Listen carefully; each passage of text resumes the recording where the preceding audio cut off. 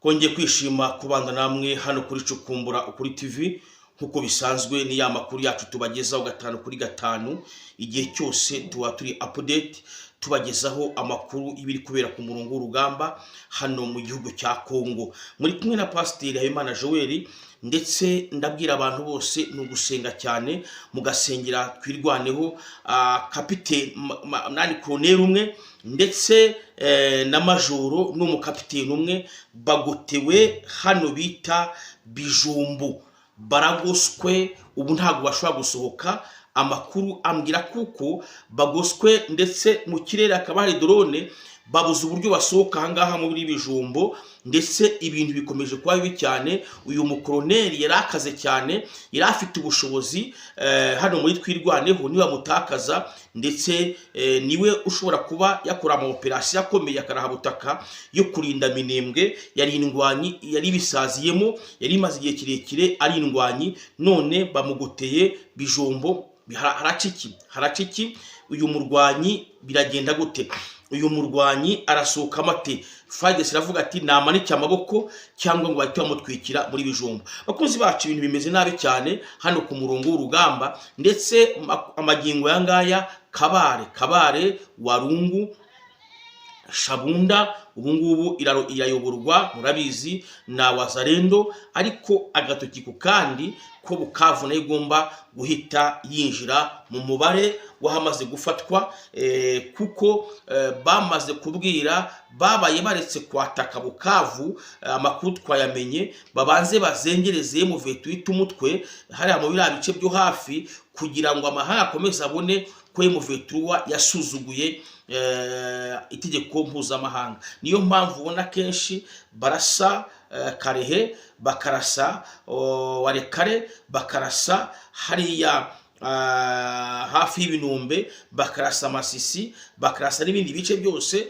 byegereye Bukavu, bakaba baretse kugira ngo binjire express. Impamvu nta yindi suko M23 ifite ubushobozi bwo guhagarika FENIDEB, ntabwo ifite, nta bushobozi ifite. Reka guhagarika FENIDEB yari umwanda. FENIDEB yababaye, nta bushobozi ifite. Ahubwo no mubabwire ibiri kubera hari Minembwe, no muzumva ngo ubushobozi bwa FENIDEB ni ubu kiri kunyanyagira muri Minembwe, bya bice byose na bya bindi bya kure by'uburengerazuba n'uburasirazuba, bya bice biri kure ya Minembwe byose babinyanyagiye mu babyambuye.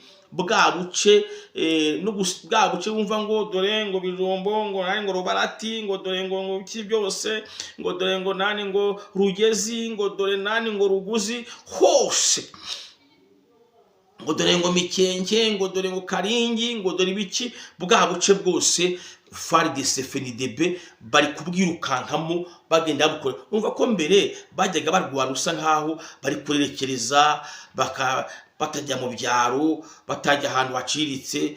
Noneho bwose na bwa buce bwose bari kubukoreramo tombe, n'amabomba ari kubugwamo. Bwa buce bwose wumvaga ngo raha Karingi, ngo niho turi, ngo turi P0, ngo raha ngaha, ngo turi nani runaka. Bwa buce bwose basanze ari bwo ikiburi cyose twirwane ngo M23 wange ikizanira, bahita bwose babwirukanka inyuma. Rero babukorera tombe bwose, bwa buce bwose. Ubu nibwo bari kugenda babundabunda bashyiramo ingabo. Ukumva ngo bavuye ngo Bijumbo, ukumva bavuye nani ngo Karingi, ukumva ngo bavuye Rugezi, ukumva ngo bavuye nani kwa Murima, ukumva bavuye P0, ukumva ngo bavuye nani Rurambo. Ukumva bwa buce bwose baragenda babukurubana babwirundaho. Noneho rero bayirukankana bayijyana hehe? Aho bita Minembwe. Impamvu gushize bisa nkaho kwirwaneho yacitse FARDC nuko bari bashyize amaso muri Minembwe cyane, ariko bwa buce bwo ku mpande baba baretse kubukorera tombe. Noneho rero bwa buce niho ingabo zagiye kwicara zikora ama operation. Ubwo rero babateye mu nzira ebyiri, babwiye babateye amajyepfo, abateye n'amajyaruguru. Operation ziri gukorwa mu nzira ebyiri, amajyepfo, uburasirazuba n'uburengerazuba. Ngo uburengerazuba hari amataki, uburasirazuba hari amataki. Yabese yateye mu bice bibiri, yateye Minembwe mu nzira ebyiri, iz'iburengerazuba n'iz'iburasirazuba. Niwe uzumva rero ngo Tumbe kuva mu birometero nkunka Bijumbo ni ibirometero hafi 100 cyangwa 100 uvuye muri Minembwe centre. Urumva rero aho hose bahatereye rimwe, urukumva. Kandi ikindi magingo yangaya nta yindi nzira M23 ifite yo kuba yajya gutabara iyo bita Twirwaneho. Abariyo nabo barakubitwa, baba bake baba benshi, ariko kongera kuvuga ngo ibonye umusada wihuse uvuye Bukavu biri kugorana, kuko amakuru avuga kuko ubutasi bwa FARDC bajya guhaguruka banyura mu mayira n'amakuru ibyombo byaherekanye. Noneho Wazalendo yagiye gufungira aho bita Nyangezi ya mbere n'iya kabiri. Mu misozi ya kabiri n'iya mbere hariyo Wazalendo bateza ambushi y'amakamyo. Aho bita Kaziba ndakubwiza ukuri hariyo ambushi ya Wazalendo. Aha rero bari kurwana ku buryo kuko urumva ko hayashize iminsi M23 Twirwaneho bari gushyira ingabo mu biriya bice byose kugira ngo basigasire, baremere, bagire hiti, bafunge bita Minembwe. Bagiye bashyira ingabo rero mu bice byinshi kugira ngo barinde Minembwe ndetse bayagure. Ubwo buce bwose rero FARDC yamaze kubushushanya, ibushyira mu kiganza, ibugabaho ibitero.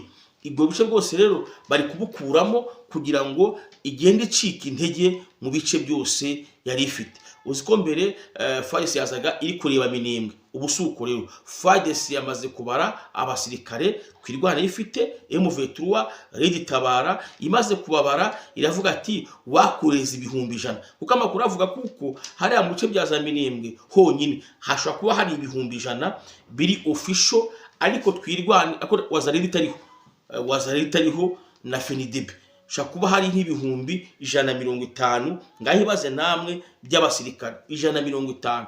Ni ukuvuga ngo Twirwaneho nta n'ibihumbi 12 ifite, ntabyo 12 ntabyo. Noneho washyiraho M23 nayo bikaba 5, bikaba 15. Noneho kuba ibihumbi 150 bishobora kuba bitsitse hariya muri Fizi ibihumbi 150. Bose rero bagenda bashyira igihumbi buri mudugudu, wasanga imidugudu 10 n'ingahe, kandi igihumbi abasirikari igihumbi abare agahumburi.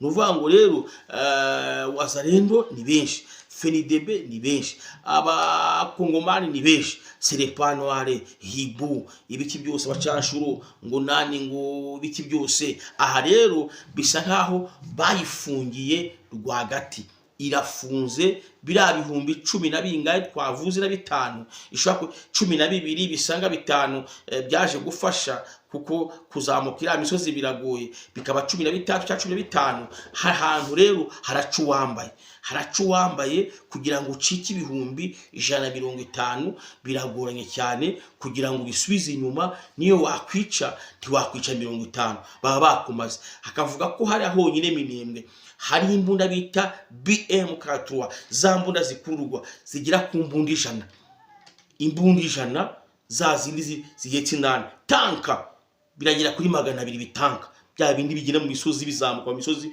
biri ibunda bya hatari. Noneho izi ngizi bita bifite 12 byo ni nk'ibihumbi hafi 20 bunze hari. Noneho bakavuga ko byibuze nani Minembwe indege za drone ziri kuharasa zirakabakaba drone ibihumbi 6, drone ibihumbi 3. Bakavuga ko Sokoyi ziri gukora hariya zigira kuri 50. Sokoyi bivuga ngo yakoze none ejo izaruhuka. Bakavuga ko hariya ari gukora kajugujugu zigira kuri 30.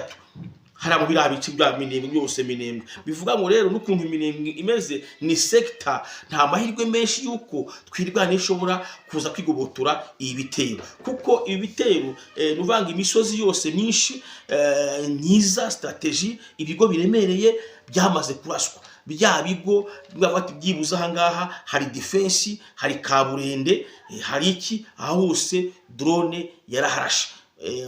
Twirwaneho hamwe uvuga turabona kino kigo hari Twaburende, hari twa machine gun, hari abarwanyi ngo special force ya Twirwaneho. Aho hose drone yamaze kuhatwika mu minsi ishize nk'itatu. Batwitse ibigo utabara, ibigo batwitse nagahumbure. Ubu noneho bari kurwana iyo bita gorilla cyangwa mobile force wabyita gorilla na mobile force 10-10 gorilla bwo ni mu ishyamba ni kigorilla niyo basigaye barwana iyo bita mama 23 kwirwane naho kugenda ari igikundi drone irabayoragura iyo bajyari igikundi ubwo rero hari muri Minembwe ndetse Minembwe igoswe n'imbunda ya FARDC ahantu hose uzi mu bice bya tuvuze cya Minembwe ni nini Kongo ni nini Fizi ukamanuka Minembwe igerayo ikoraho ukamanuka bya Mwenga Minembwe igenda ikoraho rero Minembwe iri muri territoire ya Fizi ikaba sector noneho rero aha hantu niho ruzingiye aha niho urukoboranira aha niho bibaye akasa mutwe nakaye bakunzi bacu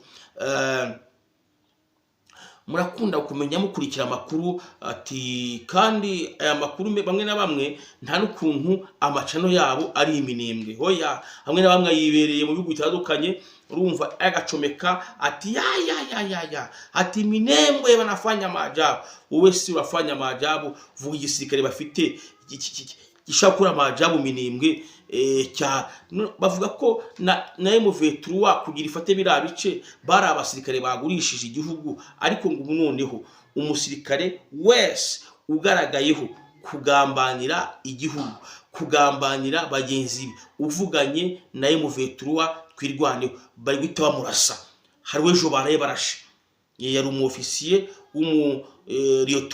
Lieutenant bahise bamurasa mu ngabo za Kongo bamusanganye ibyumbo birimo kode ziki za M23 bamusangana drone enye ziri mu nzu ye bamusatse basanga afite kuvugana bamuneka baramucekinga kuvugana na M23 ntibigeza musohora mu nzu bamurasiye mu nzu basohora umurambo bajyana mu irimbi bivuga ngo rero kugufata gusa ufite communication n'ubita twirwaneho no guhita bakurya nta mikino kuko kuva igihe kirekire ngo abasirikare ba Kongo bagumye bagenda bagambanira igihugu ubu ngubu rero ntabwo ariko bimeze M23 murayizi M23 abazi nyato barayizi kwe tuyizi muri 2024 niho yigeze kuzika ryana abantu bose bavuza induru imiryango mpuzamahanga irabyuka irahaguruka ikora amanama kubera ubwo vuba itamara abantu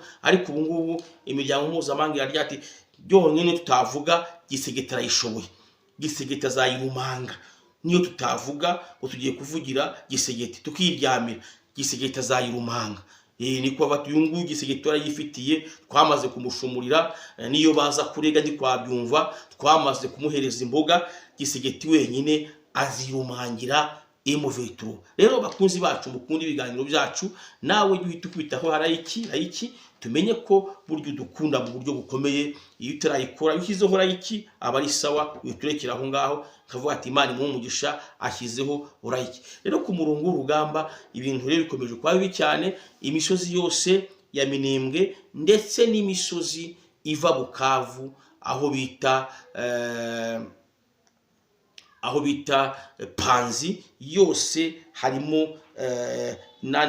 Maneko intelligence harimo na Wazalendo bacungiye hafi ku buryo itazamuka igumye n'abasirikare ibajyana hehe ibajyana muri Minembwe kugira ngo bazamure ubushobozi bwa twirwaneho bakava ko Minembwe iguma gufatwa igahita iyoborwa vuba na leta ya Kongo vuba express tatinze rero bakunzi bacu amakuru yacu y'umugoroba natwe yasoreje bwiza by'Imana bikubeho bye